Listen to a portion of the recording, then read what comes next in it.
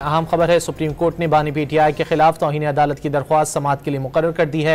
Justice Aminuddin Khan की सरबराही में 5 रुकनी आईनी बेंच 21 मार्च को समाअत करेगा। मजीद जानेंगे डॉन न्यूज़ के नुमाइंदे उमर मेहताब बर्नी से। उमर, क्या तफसीलात हैं? जी बिल्कुल, बानी पीटीआई के खिलाफ तौहीन अदालत की दरख्वास्त समाअत के लिए मुकर्रर कर दी गई है। सुप्रीम कोर्ट के जस्टिस अमीनुद्दीन खान की सरबराही में 5 रुकनी आईनी बेंच 21 मार्च को समाअत करेगा। तौहीन अदालत की दरख्वास्त वफाकी हुकूमत की जानिब से दायर की गई थी। दरख्वास्त 25 मई 2022 को लॉन्ग मार्च मुकर्ररा मकाम से 4 किलोमीटर आगे आने पर दायर की गई थी। गुज़िश्ता समाअत पर अदालत ने हुकूमत से दरख्वास्त की मजीद पैरवी करने या ना करने पर जवाब मांगा था।